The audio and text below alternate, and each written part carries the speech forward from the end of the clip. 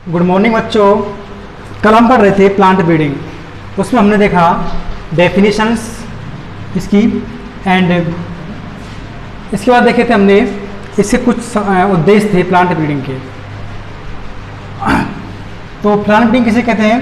पादपों की जो फसल होती हैं, फसलों के जो जीन होते हैं उनमें क्या किया था हमने? परिवर्तन किया था।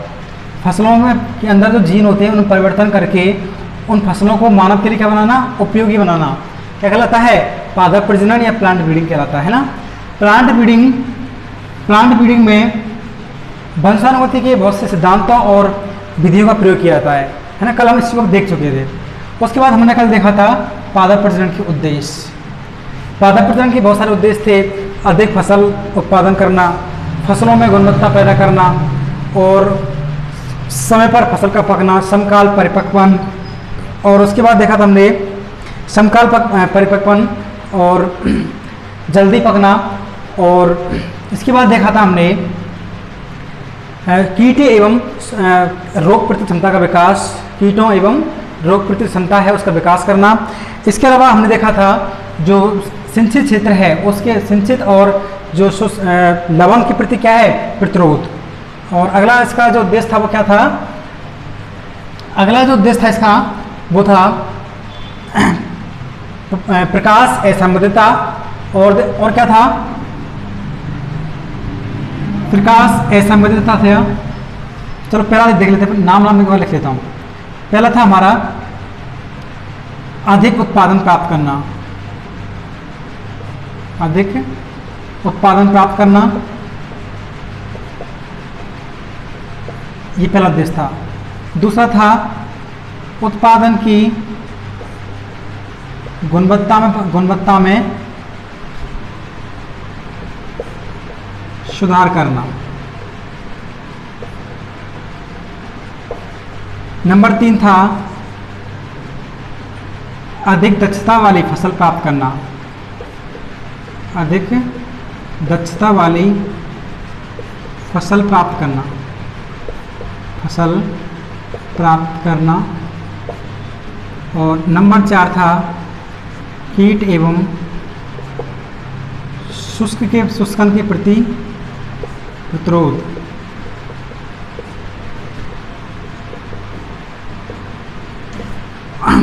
नंबर 5 था सिंचित एवं लवणों के प्रति प्रतिरोध।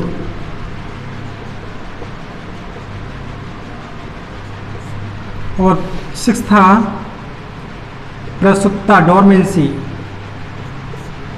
और 8वां था प्रसुप्ता समकाल परिपक्वन, जल्दी पकना।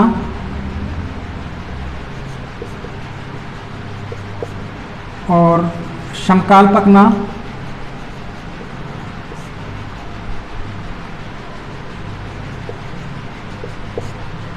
जल्दी पकना और समकाल पकना।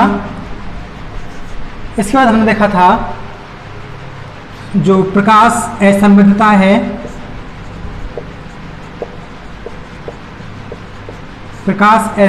है, अर्थात कोई बाहर से अपन पौधे उगाएं तो उसको नई जगह पर उगाएं तो उसके प्रकाश है उसके प्रति क्या नहीं हो? संवेदनशील नहीं हो जो फसल है वो। नंबर 10वां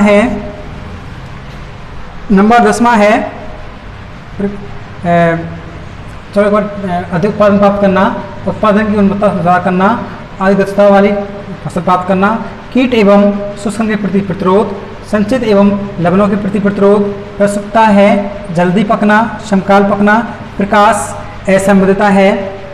और है अगला विषैले पदार्थों से मुक्ति, विषैले पदार्थों से मुक्ति। तो आदि कुछ थे, ये थे क्या थे? उद्देश्य थे। इन चीज़ों को हम कल देख चुके थे। ठीक है, तो यहाँ इनको दोबारा पढ़ने की कोई आवश्यकता नहीं है। अब आज का टॉपिक है बच्चों पादप प्रजनन की क्रियाएं।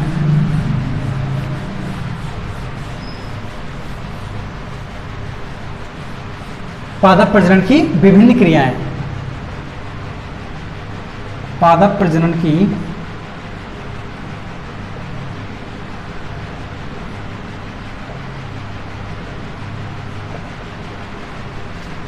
विभिन्न क्रियाएं,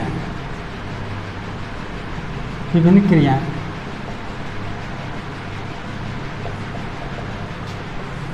देखिए, फसलों में जो उत्पादन होता है उसको प्राप्त करने के लिए बहुत सारी क्रियाएं करनी पड़ती हैं। फसलों के उत्पादन से लेकर के और किसानों तक पहुंचने के लिए जो फसल पहुंची, फसल का उन्होंने उत्पादन किया, फसलों की जो किस्म है उसका उत्पादन किया, उससे लेकर के जो फसल उत्पादन तक जो विभिन्न क्रियाएं करनी पड़ती हैं वैज्ञानिकों को, तो उनमें से पहली जो क्रिया है वो है फसल विविधता। पहली क्या है बच्चों? फसल विविधता। फसल विविधता पहली क्या है इसकी? वो है क्रिया। फसलों में जो विविधता है वो बहुत सारी देखने को मिलती है, और इस तरह से फसल विविधता क्या है? फसल विविधता के बिना पादपों की जो फसल होती है उनमें वेरिएशंस नहीं आ पाती हैं। ठीक है, तो पादप फसल के लिए ये क्रिया बहुत जरूरी होती है। फसल विविधता फसल उत्पादन के लिए क्या है? मूलभूत आवश्यकता होती है। इसके बिना फसलों में जो सुधार है वो होना नहीं हो सकता। ठीक है, तो फसल विविधता के अंदर बहुत सारी क्रियाएं करनी पड़ती है हमको, तभी क्या होती है? फसल विविधता के लिए हमको निम्नलिखित कार्य करने पड़ते हैं, निम्नलिखित क्रिया करनी पड़ती है वैज्ञानिकों को। तो पहला आता है इसमें ग्रामीण डोमेस्टिकेशन। ग्रामीण या डोमेस्टिकेशन, देखिए इसमें क्या है? मनुष्य के द्वारा जो जंगली पौधे होते हैं, कौन होते हैं?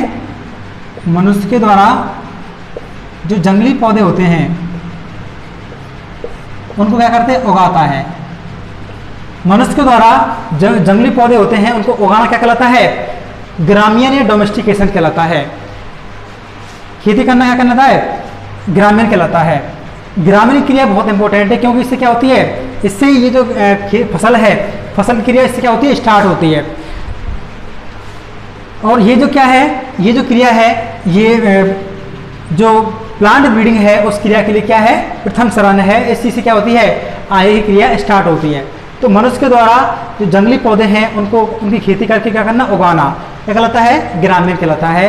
और ये प्लांट ब्रीडिंग का क्या है? प्रथम चरण है। इससे क्या होता है? इससे अगली क्रिया इस पर डिपेंड करती हैं। नंबर 2 आता है बच्चों जन्म द्रव्य संग्रह। नंबर 2 है, इसमें नंबर सेकंड ले देता हूं मैं, जनन द्रव्य संग्रह।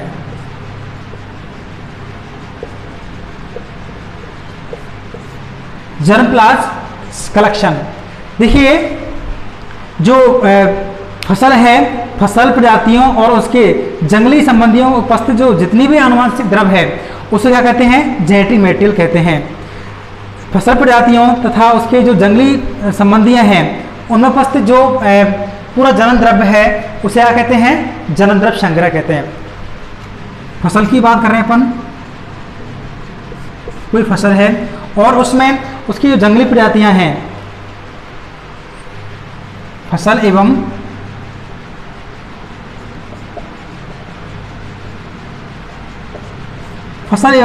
जंगली प्रजातियों से संबंधित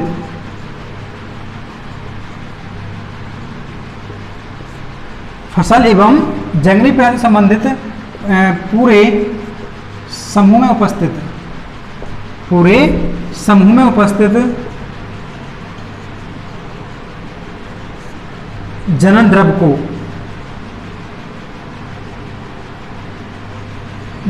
को क्या कहते हैं? जनन द्रव्य संग्रह कहते हैं। ठीक बेटा, तो ये क्या हो गया? जनन द्रव्य संग्रह। नंबर 3 आता है इसमें पुनर्स्थापन। पादप पुनर्स्थापन।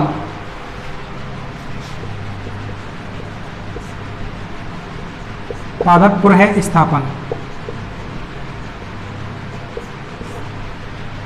देखिए, पादप पुनर्स्थापन क्या होता है? Plant introduction. किसी पादप प्रजाति या किसी क्रिया किस्म को उस स्थान पर जहां पर वह पहले पाई या उगाई नहीं जाती है वहां ले जाकर उसको उगाना क्या कहलाता है?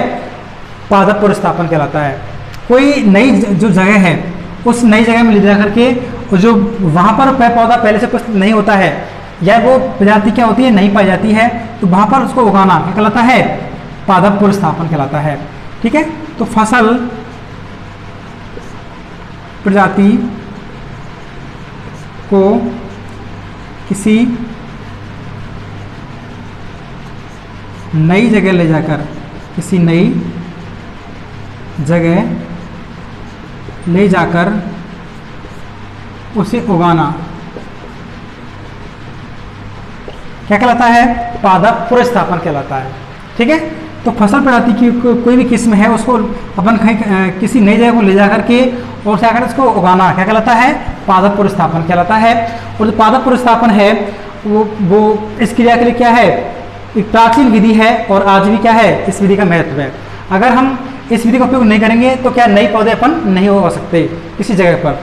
ठीक है, तो नई पौधों के विकास के लिए पादप पुनर्स्थापन क्रिया बहुत आवश्यक होती है। अब अगला इसमें प्रयोग है संकरण, हाइब्रिडाइजेशन।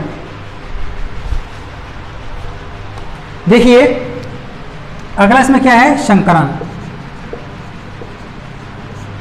हाइब्रिडाइजेशन।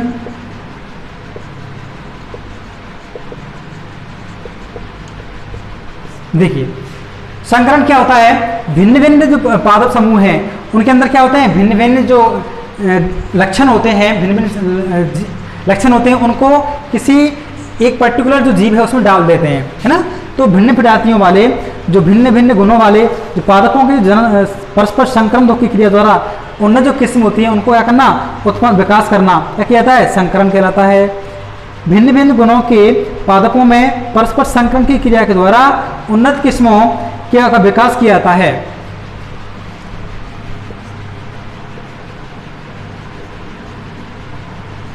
भाई दो पादप लिए हमने, क्या लिए? दो पादप। एक पादप ये है और दूसरा पादप ये है। इसके अंदर कुछ अलग गुण है, इसके अंदर कुछ अलग गुण है। तो दोनों क्या कराया हमने? संकरण कराया। क्या कराया? दोनों के अंदर संकरण कराया और हमने एक नई किस्म पैदा कर ली, वो क्या कहलाता है? संकरण कहलाता है। तो इस क्रिया का उपयोग हम आज जो अपन की जो संकृत जो किस्म आ रही हैं, गेहूं की है, बाजरे की है, सबकी जो संकृत जो हाइब्रिड किस्म है वो किसके द्वारा होता है? संकरण की क्रिया के द्वारा फसल पैदा होती है। तो भिन्न भिन्न किस्मों वाली जो भिन्न भिन्न गुणों वाली जो विभिन्न किस्मों पर लक्षण होते हैं उनको संकरण की क्रिया के द्वारा किसी एक संकरण में किसी एक जो फसल होती है उसके अंदर डाल दिया जाता है। इससे क्या होती है? जो उत्पादन है वो उत्पादन क्या होती है? बढ़ोतरी होती है। तो ये क्या हो गया? संकरण हो गया। अगला है उत्परिवर्तन। नंबर 5वां है उत्परिवर्तन, म्यूटेशन। देखिए म्यूटेशन क्या होता है? किसी जीव के लक्षण में आकस्मिक और वंशानुगत परिवर्तन। कोई जीव है, उस जीव में अचानक से क्या हुआ? परिवर्तन हुआ। क्या हुआ? उस जीव के अंदर क्या अचानक से परिवर्तन हुआ और जो परिवर्तन तो हो गया लेकिन वो क्या हो गया? वंशानुगत हो गया। तो किसी जीव में उपस्थित आकस्मिक एवं वंशानुगत परिवर्तन क्या कहलाता है? उत्परिवर्तन कहते हैं। अब जीव के अंदर पौधे भी हो सकते हैं और जंतु भी हो सकते हैं। ये जो परिवर्तन है वो परिवर्तन जंतु के अंदर भी हो सकते हैं और किसके अंदर हो सकते हैं? पौधों के अंदर हो सकते हैं। आकस्मिक एवं वंशानुगत परिवर्तन।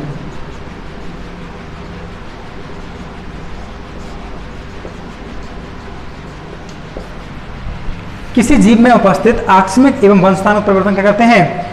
उत्परिवर्तन या म्यूटेशन कहते हैं। ठीक बेटा, तो ये 4-5 पॉइंट हो गए, उत्परिवर्तन हो गया। अब अगला है बहुगुणता, पॉलीप्लॉइडी। नंबर 5वां कौन सा है? 6वां, बहुगुणता।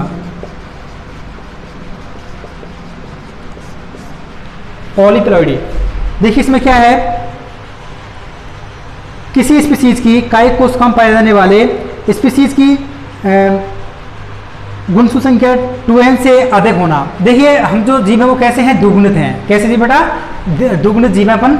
हमारी जो प्रत्येक कोशिका कैसी है? दुगुणित है, 2n है ना। 2n मतलब दुगुणित है। तो किसी जीव के अंदर उपस्थित ऐसी कायिक कोशिका के अंदर क्या है? 2n कोशिका होती है। जो 2n कोशिका कैसे होती है? 2n से अधिक हो जाए, 2n+1 हो जाए, 2 हो जाए या 3 हो जाए, है ना। तो ये क्या हो गई? बहुगुणता हो गई। तो किसी जीव की जो कायिक कोशिका होती हैं उन कायिक कोशिका के अंदर जो दुगुणित कोशिका 2n से या 2n के बराबर 2n से अधिक हो जाने क्या कहलाता है? बहुगुणता कहलाती है ना। 2n तो मतलब दुगुणित कोशिका। जो प्रत्येक जीव के अंदर जो सेल्स होती है कैसे होती हैं? दुगुणित अवस्था में होती है। 2n बोलते हैं दुगुणित, है ना। तो दुगुणित से 2n से अधिक हो जाना क्या कहलाती है? बहुगुणता कहलाती है। शर्त क्या रखी है मैंने इसमें, कौन सी कोशिका थी ये, कायिक कोशिका। कायिक मतलब देह कोशिका के अंदर बात चल रही है ना। तो देह कोशिका में जो देह कोशिकाएं 2n से अधिक हो जाती हैं उसे कहते हैं बहुगुणता या पॉलीप्लोइडी। नंबर जी कौन सा हो गया, 6 हो गया। अब अगला आता है बच्चों जेनेटिक इंजीनियरिंग, आनुवंशिक अभियांत्रिकी। लास्ट है इसमें, छठवां सातवां लेता हूं मैं। जेनेटिक इंजीनियरिंग,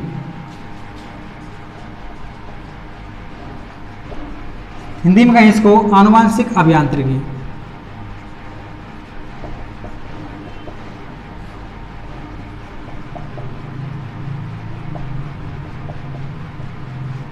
आनुवंशिक अभियांत्रिकी देखो क्या होती है, जैविक कारकों जैसे सूक्ष्म जीवों, जंतुओं एवं पादप कोशिकाओं के जीन संरचना में परिवर्तन करके और उनके अवयव नियंत्रित उपयोग से उपयोगी उत्पाद या सेवाओं का उत्पादन क्या कहते हैं, जेनेटिक इंजीनियरिंग कहते हैं। कोई जीव हो सकता है, चाहे सूक्ष्म जीव हो सकता है, चाहे क्या हो सकता है, कोई जंतु हो सकता है, चाहे क्या हो सकता है, कोई पादप कोशिका हो सकती है। और उस पादप कोशिका में क्या होता है, उसकी जो किसी या तो बैक्टीरिया हो सकता है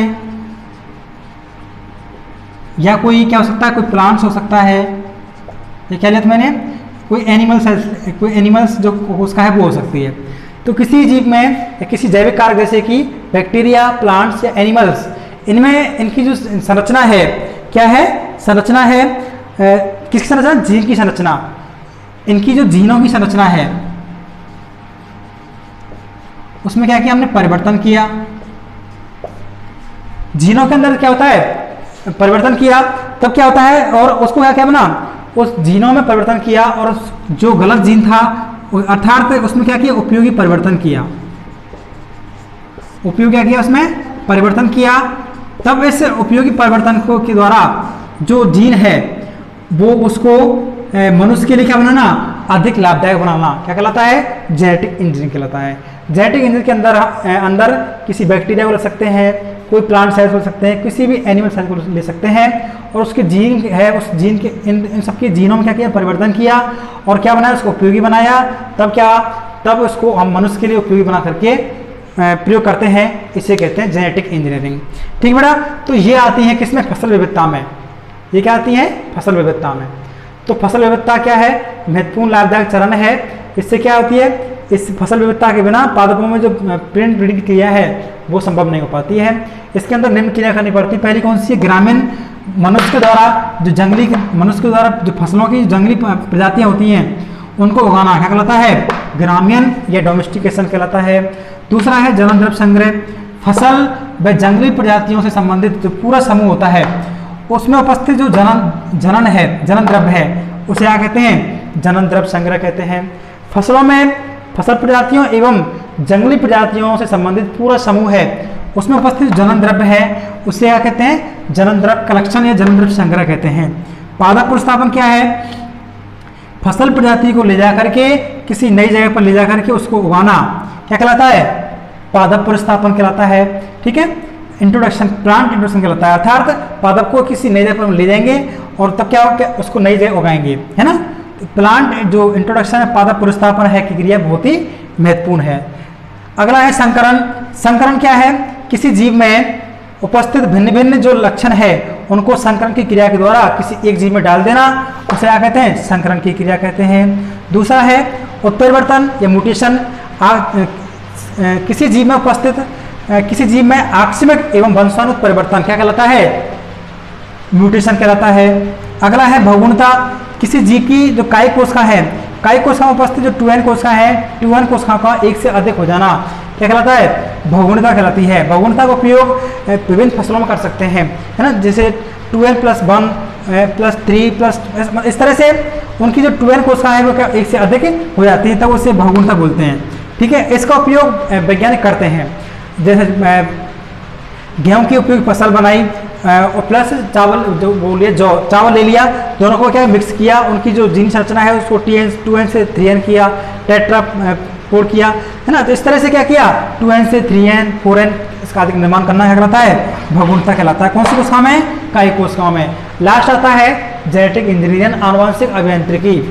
इसमें क्या है, कोई जैविक कारक जैसे बैक्टीरिया है, कोई प्लांट सेल्स हैं, कोई एनिमल सेल्स हैं, उनमें उनकी जीनों में क्या किया, मैंने परिवर्तन किया और जीनों परिवर्तन क्या बनाया, उसको उपयोगी बनाया और उपयोगी से क्या बनाया, उपयोगी सेवा तैयार की, है ना। उपयोगी जीन से क्या की, उसको मानव के लिए उपयोगी बनाया, तब उसे कहते हैं जेनेटिक इंजीनियरिंग।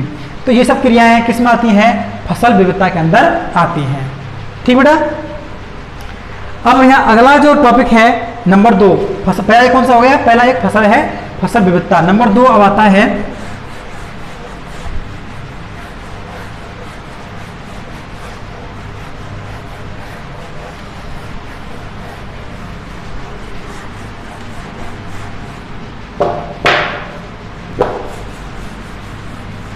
नंबर 2 टॉपिक आता है यहाँ पर चयन।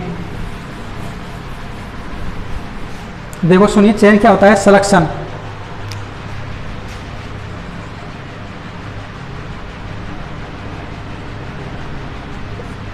चयन देखिए, किसी फसल में उपस्थित विविधता में से अच्छी और उत्तम गुणवत्ता वाली जो लाइन होती है वंशक्रम को छांटकर अलग करना क्या कहलाता है, चयन कहलाता है। हमने फसल ली, उसमें क्या था, विभिन्न क्रियाएं, विविधता वाली क्रियाएं की, तो फसल विविधता में से लेकर के और अच्छी और उत्तम गुणवत्ता वाली जो किस्म होती है उनको छांट करके अलग करना क्या कहलाता है, चयन कहलाता है। फसल, किसी फसल में उपस्थित विविधता में से अच्छी और उत्तम गुणों वाली जो लाइन होती है उनको छांट करके अलग करना, किसमें थे, फसल विविधता में से अच्छी व उत्तम गुणों वाले लाइन, मतलब वंशक्रम, लाइन कहते हैं किसको, वंशक्रम को।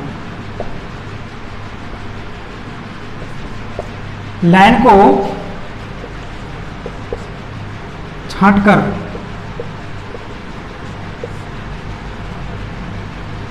अलग करना क्या कहलाता है, चयन कहलाता है।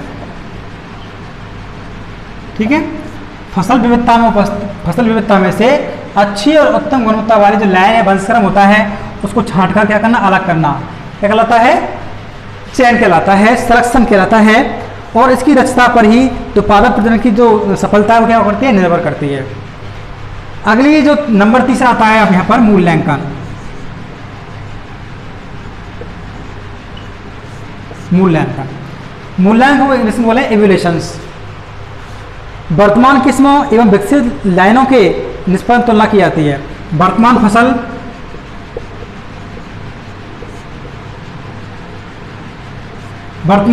एवं विकसित लाइनों के निष्पादन की तुलना की जाती है, एवं विकसित लाइनों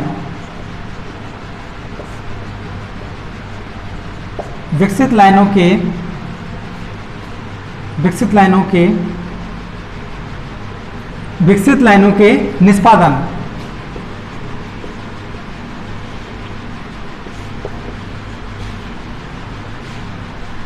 की तुलना की जाती है। हमारे पास वर्तमान में कौन सी फसल उपस्थित है, वो फसल और जो विकसित हमारे पास पहले से क्या है, कुछ जो वंशक्रम में पहले से डेवलप कर रखे हमने, उनके बीच क्या किया हमने, इन दोनों क्या किया, निष्पादन, कि इससे अच्छा रिजल्ट सामने आ रहा है या फिर इससे रिजल्ट सामने आएगा, दोनों की तुलना करेंगे अपन, है ना। तो इससे क्या कहते हैं, मूल्यांकन की जाती है, मूल्यांकन कहलाता है।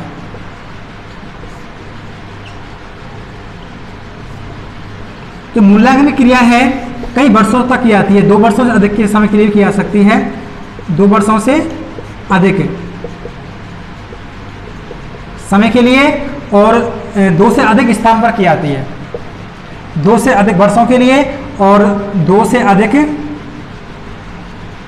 2 स्थानों पर की जाती है, 2 स्थानों पर से अधिक, 2 से अधिक स्थानों पर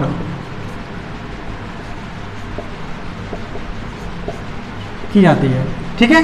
तो जो मूल्यांकन की क्रिया है वह 2 वर्षों से अधिक समय के लिए की जा सकती है और 2 से अधिक स्थानों पर की जा सकती है। तब जा करके जो वर्तमान फसल है हमारे पास और जो विकसित लाइन है उनके अंदर जो निष्पादन की अर्थात जो उत्पादन क्षमता है उसकी तुलना की जाती है, उसे क्या कहते हैं, मूल्यांकन कहते हैं। और मूल्यांकन क्रिया 2 वर्षों से अधिक समय के लिए और 2 से अधिक स्थानों पर की जाती है। ये हुआ मूल्यांकन। अगला है गुणन। अगला क्या है बच्चों, गुणन।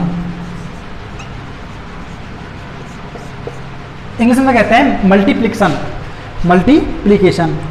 जो विमुचित जो उन्नत किस्म है, किस्मों के बीजों का गुणन कई चरणों में पूरा किया जाता है। हमारे पास जो विमुचित अर्थात हमने जो अलग की हैं, अलग की हुई जो उन्नत किस्म है उनको जो उनके बीजों का जो वो है गुणन, विमुचित उन्नत किस्मों के बीजों, किस्मों के विमुचित उन्नत किस्मों के बीजों का गुणन कई चरणों में होता है, चरणों में होता है। ठीक है, हमारे पास जो उन्नत किस्म है हमने जो अलग की पहले से ही, विमुचित उन्नत किस्मों के बीजों को गुणन कई चरणों में किया जाता है। और ये जो गुणन की क्रिया है, ये गुणन की क्रिया प्लांट ब्रीडिंग के लिए बहुत ही इंपॉर्टेंट है ना। तभी तो क्या होगा, हम उस क्रिया जो फसल के बीज हैं उनको हम अधिक मात्रा में क्या कर सकते हैं, जनरेट कर सकते हैं। अगर वो नहीं होगा तो, अगर ये क्रिया नहीं होगी तो जो प्लांट ब्रीडिंग की सफलता है उस क्या करेगी, सफल सही नहीं हो पाएगी। और अगर गुणन की क्रिया तरीके से होगी तो जो भारत देश के लिए जो किस्म बीजों की जो समस्या है, अच्छे बीजों की समस्या है, वो क्या होगी, सॉल्व नहीं हो पाएगी। तो प्रत्येक किसान तक अच्छा बीज पहुंचे, इसलिए गुणन की क्रिया भी क्या है, आवश्यक क्रिया है। इससे क्या होता है, फसल जो उत्पादन है उसमें क्या होती है, वृद्धि होती है। अगला है वितरण। उच्च गुणवत्ता वाले बीजों को किसानों तक पहुंचाने के लिए की गई क्रिया क्या कहलाती है, वितरण कहलाती है, डिस्ट्रीब्यूशन। वितरण को बात करें अपन, उच्च गुणवत्ता वाली जो फसल होती है, उच्च गुणवत्ता वाली फसल, उच्च गुणवत्ता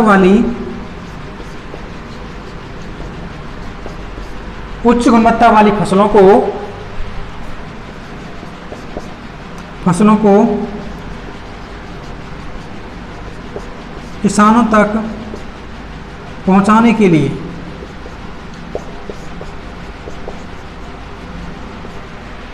लिए की गई क्रिया क्या कहलाती है, वितरण या डिस्ट्रीब्यूशन कहलाती है। अच्छी जो गुणवत्ता है, अच्छी जो क्वालिटी है, उन फसलों को कहाँ पहुँचा रहे हैं अपन, किसानों तक पहुँचा रहे हैं।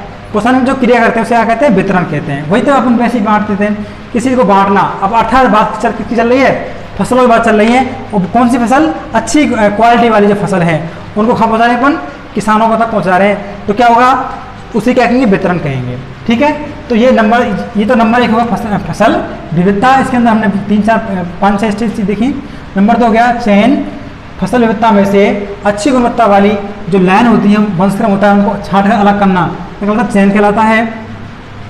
और नंबर 2 है मूल्यांकन। वर्तमान फसल एवं विकसित लाइनों की निष्पादन की तुलना की जाती है। हमारे पास जो वर्तमान फसल है एवं विकसित लाइनों की जो विकसित लाइनों के निष्पादन तुलना की जाती है, उसे क्या कहते हैं, मूल्यांकन कहते हैं। और मूल्यांकन की क्रिया 2 वर्षों से अधिक 2 से अधिक स्थानों पर की जाती है। अगला है गुणन। विमुचित उन्नत किस्मों के बीजों का गुणन कई चरणों में किया जाता है। हमारे पास जो अच्छी जो उन्नत किस्म है उनकी जो बीज है उनका क्या करते हैं, गुणन करते हैं। अगर गुणन नहीं होगा तो एक किस्म हमारे पास रहेगी, लेकिन उसकी फोटोकॉपी या उसकी प्रतिलिपि तैयार नहीं हो पाएगी। तो प्रतिलिपि तैयार करने के लिए अधिक मात्रा में जो बीज हैं, उन्नत बीज हैं, उनको तैयार करने के लिए गुणन की क्रिया आवश्यक होती है। ठीक है, और गुणन की दक्षता से ही क्या होता है, गुणन की प्रक्रिया से ही जो प्लांट ब्रीडिंग की जो क्रिया होती है वो संभव हो पाती है। अगला है वितरण। उच्च गुणवत्ता वाली फसलों को किसानों तक पहुंचाने के लिए जो क्रिया की जाती है उसे क्या कहते हैं, वितरण कहते हैं। ठीक है, तो ये थी कुछ पादप प्रजनन की क्रियाएं। अब यहाँ पर हम एक एक क्रिया पढ़ेंगे, सभी का हम अध्ययन करेंगे। तो पहला मैं बात करूँ किसकी, ग्रामीण की। जो हमने बात की थी किसमें, फसल विविधता में बात की थी, सबसे पहले क्या पॉइंट था, ग्रामीण। तो पहले मैं बात कर रहा हूं किसकी, ग्रामीण की।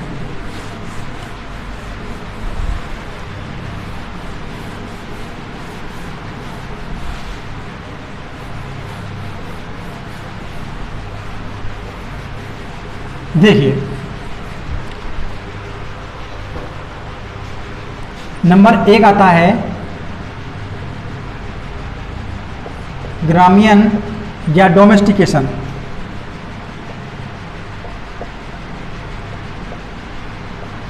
देखिए अभी हमने देखा कि जो ग्रामीण की क्रिया क्या किसे कहते हैं, कि जो मनुष्य के द्वारा जंगली प्रजातियां होती हैं उनको खा लेते अपन खेतों में उगा रहे थे, है ना, वही क्या कहलाती है, ग्रामीण कहलाता। तो मनुष्य के द्वारा जंगली प्रजातियां होती हैं उनको खेतों में उगाने की जो क्रिया उसे क्या कहते हैं, ग्रामीण कहते हैं। अब देखो ग्रामीण में क्या था, ग्रामीण के अगर ये क्रिया नहीं करेंगे अपन तो हमको पता ही नहीं चल पाएगा कौन सी क्रिया, कौन सी फसल मनुष्य के लिए उपयोगी है ना। तो ये क्रिया बहुत जरूरी है। ये क्या है, प्रथम चरण है किसका, प्लांट ब्रीडिंग का। तो ग्रामीण के कारण फसलों में जो विस्तरण है वो क्या हो गया, समाप्त हो गया है या बहुत ही कम हो गया है। हम ग्रामीण के आजकल जो ग्रामीण हो रहा है वो ग्रामीण क्या कर रहे हैं, जो अच्छी अच्छी फसलें हैं उनको ही छांट कर उगा रहे हैं, है ना। तो जो विस्तरण की दर है, विस्तरण की क्रिया है वो क्या हो गई है, बहुत कम हो गई है फसलों की, या क्या हो गई है, बहुत कम हो गई है या नगण्य हो गई है ना। तो इस क्रिया के द्वारा फसलों का जो विस्तरण है उसकी क्रिया कैसे हुई है, बहुत कम हो गई है या समाप्त हो गई है। फसलों की पकने की अवधि में कमी आई है। ग्रामीण की जो क्रिया है उसके द्वारा क्या हो गई है, फसल पकने की जो अवधि है वो क्या हो गई है, फसल पकने की अवधि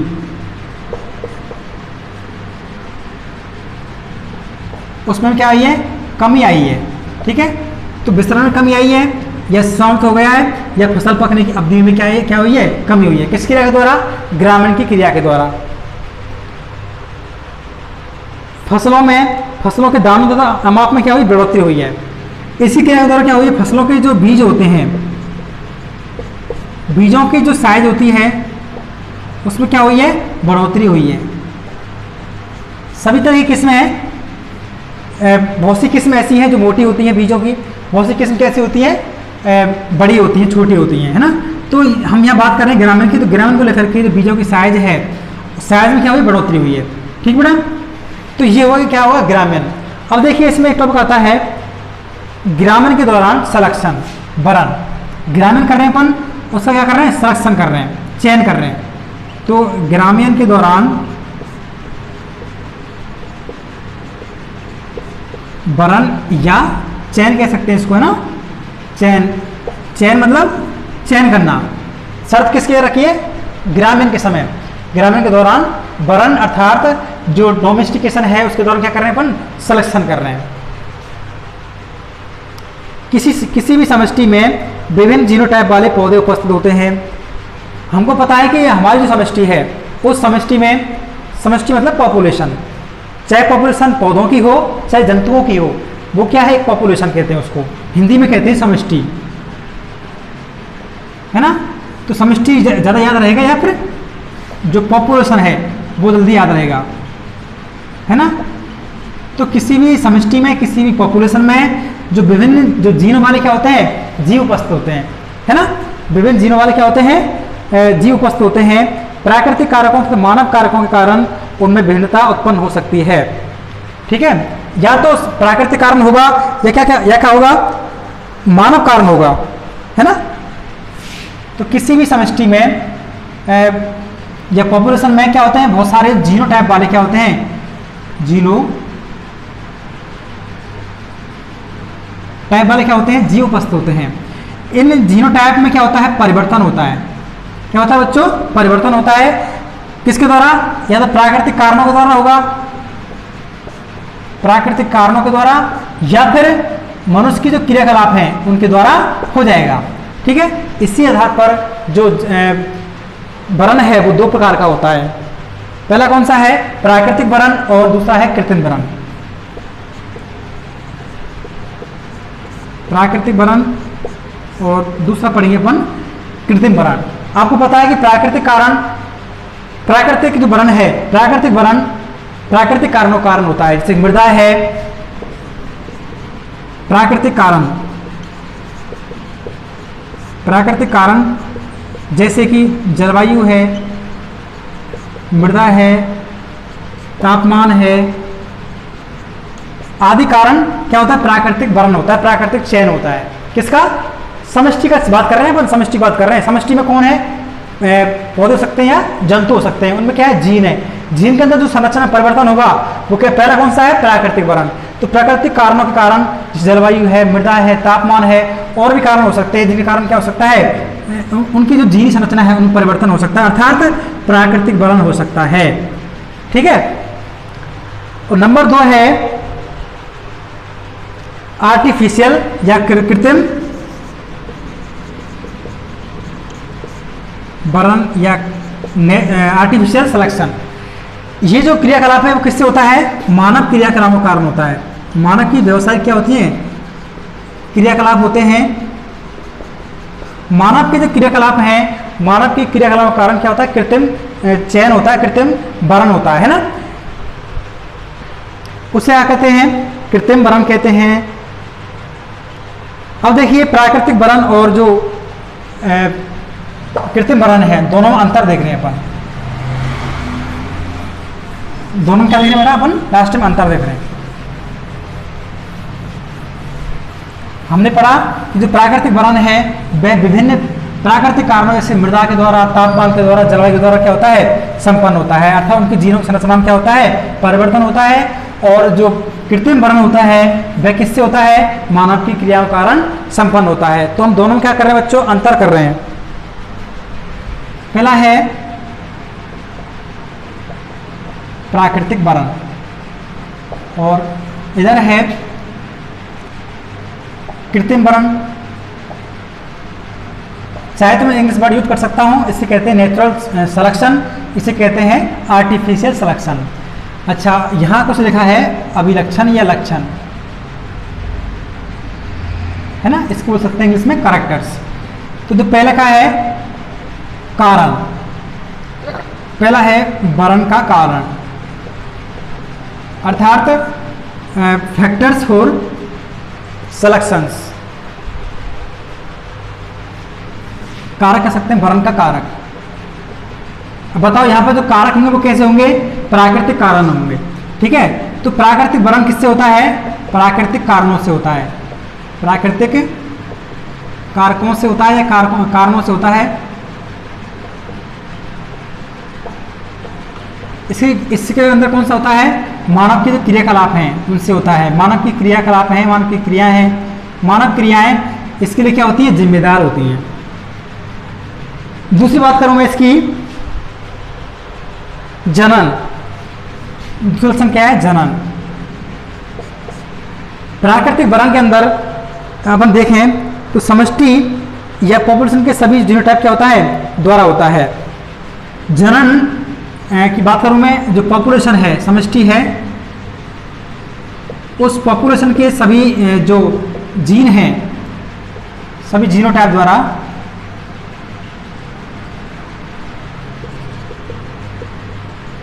संभव होता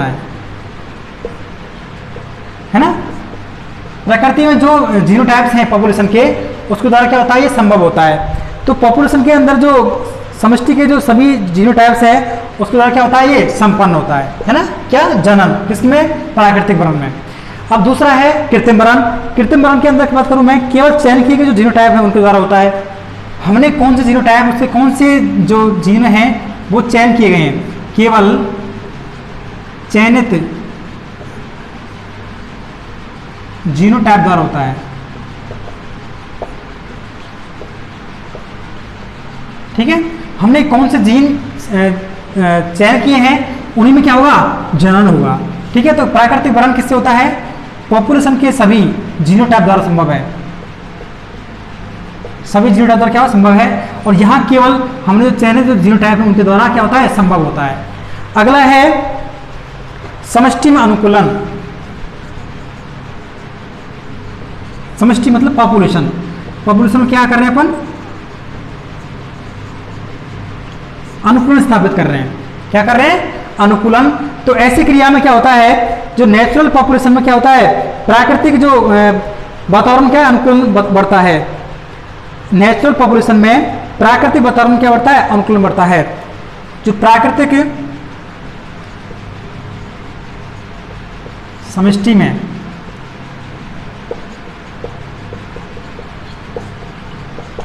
प्राकृतिक समष्टि में प्राकृतिक वातावरण में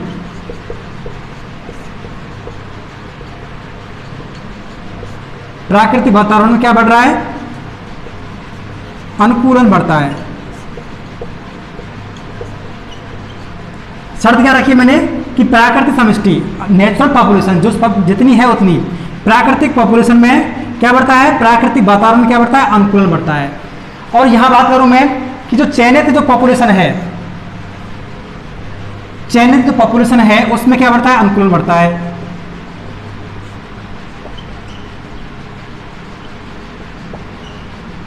चयनित पॉपुलेशन में अनुकूलित बढ़ता है।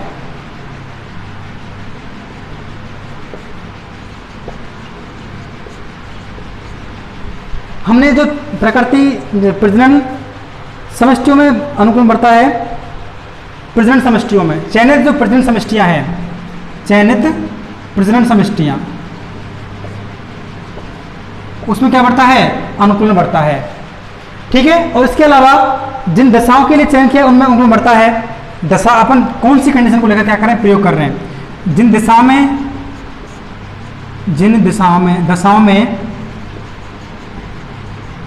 जिन दिशाओं को लेकर के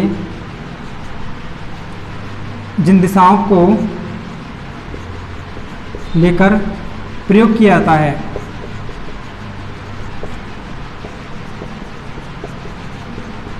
उनमें अनुकूलन बढ़ता है।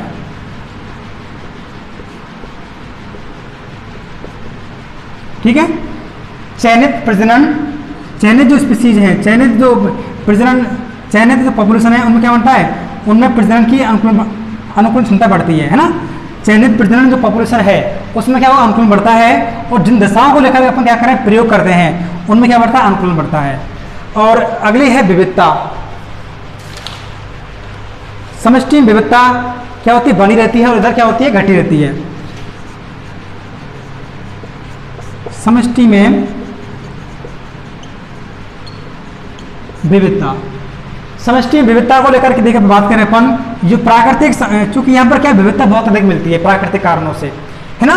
तो यहाँ पर समष्टि क्या होती है, जो विविधता है वो क्या होती है, बनी रहती है, बहुत अधिक होती है, विविधता बहुत अधिक बनी रहती है।